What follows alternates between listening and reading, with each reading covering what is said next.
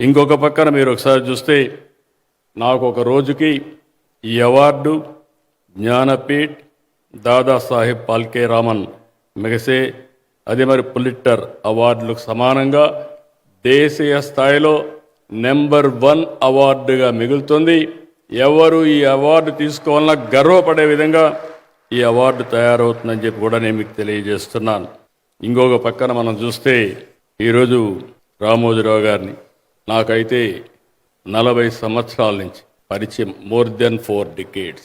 రామోజీరావు గారు ఎవరిని పిలవరు, ఎవరు వచ్చినా కాదనరు. కానీ ఆయన జనహితం కోసం ఎవరు వచ్చినా, వెంకయ్య నాయుడు గారు బీజేపీ నుంచి వచ్చినా, లేకపోతే ఆ రోజు కాంగ్రెస్ నాయకులు వచ్చినా, తెలుగుదేశం నాయకులు వచ్చినా, లేకపోతే కమ్యూనిస్టులు వచ్చినా నిర్మోహమాటంగా వారికి ఏం చెప్పాలనో చెప్పిన వ్యక్తి. నేను ఒకసారి చాలామంది అనుకుంటారు, నేనున్నప్పుడు నేను ముఖ్యమంత్రి అయినప్పుడైతే అంత మునుపు కూడా నేను చాలాసార్లు ఆయన దగ్గరికి వెళ్ళేవాడిని, గంటల తరబడి మాట్లాడేవాళ్ళం.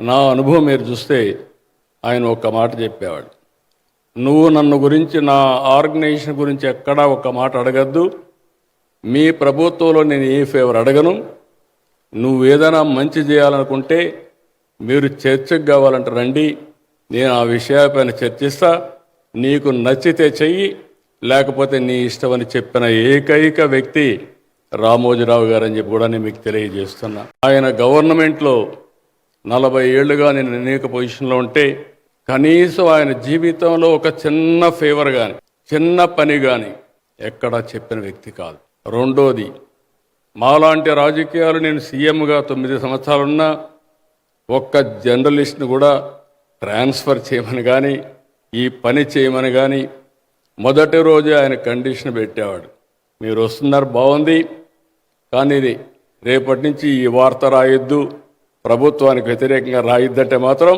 మీరు రాకుండా మీ పని మీరు చేసుకోండి, నా పని నేను చేసుకుంటా, ఈ చర్చించడానికి వీలు లేదని కండిషన్ పెట్టి మాట్లాడిన వ్యక్తి రామోజీరావు గారు.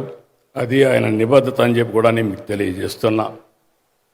ఇంకొక పక్క నేను చాలాసార్లు ఆయన చూశాను. ఆయన చూసినప్పుడు మీరు చూస్తే ఆయన ఆలోచనలు ప్రపంచంలో ఎక్కడికి పోలా ఆయన. నాకే ఆశ్చర్యం, మేము దేశాలు విదేశాలన్నీ తిరిగి అక్కడ ఏమన్నా మంచి చేస్తే నేర్చుకొని ఇక్కడికి వచ్చేవాళ్ళం. ఎక్కడికి పోకుండా రూమ్లో కూర్చొని స్టడీ చేసి మరో చరిత్ర సృష్టించిన వ్యక్తి రామోజీరావు గారు అని చెప్పి కూడా నేను మీకు తెలియజేస్తున్నా. అంటే ఆయనలో ఒక పట్టుదల, నేను ఏమైనా చేయగలుగుతాను అనే ఉద్దేశంతో ఆయన ముందుకు పోయారు. ఇంకొక పక్క మనం చూస్తే 4 దశాబ్దాలుగా నాకుండే అనుభవాలే కాకుండా ఇంకొక పక్కన ఒక స్ఫూర్తినిచ్చేవాడు. ఆయన దగ్గర 1 గంట 2 గంటలు మాట్లాడితే అనేక విషయాల్లో ఒక స్పష్టత వచ్చేది, ఒక స్ఫూర్తి వచ్చేది. అక్కడి నుంచి ఇంకా బాగా పనిచేయాలనే పట్టుదలతో ముందుకు పోయామని చెప్పి కూడా నేను మీకు తెలియజేస్తున్నా. ఆయన ఒకటే ఆలోచించేవారు, మంచి సమాజం ఉండాలి, విలువలతో కూడిన రాజకీయాలు ఉండాలి, వ్యాపారాలు కూడా విలువలతో చేయాలని చెప్పి 24 గంటలు ఆలోచించి ముందుకు పోయారు. నేను ఆయన సంస్థలో మీరు ఇప్పుడు కూడా చూడండి, అందరూ కూడా మామూలు వ్యక్తులు, వాళ్ళందరినీ తీసుకొచ్చి ట్రైనింగ్ ఇచ్చి ఇప్పుడు కూడా నేను చూస్తూ ఉంటాను. వేరే పేపర్లకు ఆయన పేపర్లకు, ఆయన చేసే వ్యాపారాలకు వేరే వాళ్ళ వ్యాపారాలకు చాలా డిఫరెన్స్ ఉందంటే దానికి కారణం ఆయన ఇచ్చే ట్రైనింగ్ కానీ, ఆయన చేసిన విధానం కానీ, వాళ్ళకిచ్చిన స్ఫూర్తే కారణం అని చెప్పి కూడా నేను మీకు తెలియజేస్తున్నా.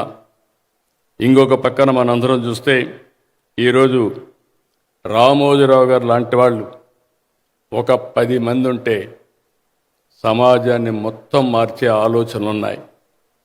ఆ విధంగా మనం కూడా స్ఫూర్తిదాయకంగా తీసుకొని మనం ముందుకు పోవాల్సిన అవసరం ఉంది. ఆయన ఆలోచనలు చూస్తే 50 సంవత్సరాల తర్వాత ఏం చేయాలనో ఈరోజు ఆలోచించే వ్యక్తి. ఈరోజు రామోజీ ఫిల్మ్ సిటీ కట్టారంటే మామూలు వ్యక్తులైతే ఇది ఆలోచించే పరిస్థితి ఉండదు. 2000 ఎకరాల్లో ఇక్కడ షూటింగ్లు చేస్తారో లేదో తెలియదు, టూరిజం ప్రమోట్ అవుతుందో లేదో తెలియదు, కానీ సర్వస్వాన్ని ఆయన ఇల్లు కూడా మార్చి ఇక్కడికి వచ్చి పడుకొని ఇక్కడే కాపురం ఉండి ఒక బ్రహ్మాండమైన స్టూడియో కట్టాడంటే దానికి కారణం రామోజీరావు గారిలో ఉండే పట్టుదలని చెప్పి కూడా నేను మీకు తెలియజేస్తున్నా. అందుకే ఆయన చూసినప్పుడంతా కూడా ఈరోజు మనందరం ఒకసారి గుర్తుపెట్టుకుంటే ధైర్యం, దూరదృష్టి, పట్టుదల, ఎంత ఒత్తిడున్నా, ఎంతటి అణచివేత వచ్చినా ఆయన జీవితంలో ఆయన ఫేస్ చేసినటువంటి క్రైసిస్ కానీ, ఒత్తిళ్లు కానీ, మేము వ్యక్తులతో పెట్టుకుంటున్నాం, గవర్నమెంట్లో ఉంటాం, ప్రతిపక్షంలో ఉంటాం, మళ్ళా అధికారంలోకి వస్తాం, కానీ ఒక మీడియాని మేనేజ్ చేసే వ్యక్తి ప్రభుత్వాలతో పోరాడి మనుగడ సాధించాడంటే అది రామోజీరావు గారికి ఉండే విశిష్టమైన లక్షణం. అది కేంద్రం కావచ్చు, రాష్ట్రం కావచ్చు, లేకపోతే నమ్మిన వ్యక్తి కావచ్చు. నేను చాలాసార్లు చూశాను. ఆయన ఒకటే చెప్పేవాడు, మీరు మంచి చేస్తే మీతో నేనుంటా, మీరు కానీ ప్రజలకు కానీ చెడు చేసే పరిస్థితి వస్తే ఏ విధంగా అయితే బట్టల ఉతికినట్టు మిమ్మల్ని ఉతికి ఆరేస్తారని చెప్పి చేసేవాడని చెప్పి కూడా నేను మీకు తెలియజేస్తున్నా. అలాంటి మహనీయుడి యొక్క విలువలతో ఈరోజు ఫ్యామిలీ మెంబర్స్కి ఒకటే కోరుతున్నా. ఇప్పుడే వెంకయ్యనాయుడు గారు చెప్పారు లెగసీస్ ఏముండవు, వారసత్వాలు ఎవరికీ ఉండవు. పెద్ద పెద్ద లెగసీస్ అన్నీ, ఎంపైర్స్ అన్నీ కొలాప్స్ అయిపోతున్నాయి, ఎకనామిక్ ఎంపైర్స్ కూడా కొలాప్స్ అవుతున్నాయి. కానీ ఆయన సృష్టించినటువంటి వ్యవస్థ విలువలతో కూడిందే కాకుండా సమర్థత, ఇంకొక పక్కన అన్నింటికంటే ఆయన పెట్టిన పెట్టుబడి చూస్తే మనుషులపైన పెట్టుబడి పెట్టాడు. చాలా పేపర్లు చూస్తూ ఉంటాను నేను.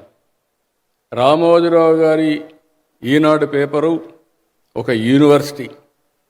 ఇక్కడ పనిచేసిన వాళ్ళే దేశంలో అన్ని పేపర్లకు వెళ్ళే పరిస్థితికి వచ్చారు. ఎవరిని మాట్లాడినా ఎక్కడ పనిచేశారంటే రామోజీరావు గారు పెట్టినటువంటి జర్నలిజం స్కూల్లో చదువుకున్నాం, అక్కడ పనిచేశామని చెప్పే పరిస్థితికి వచ్చారు.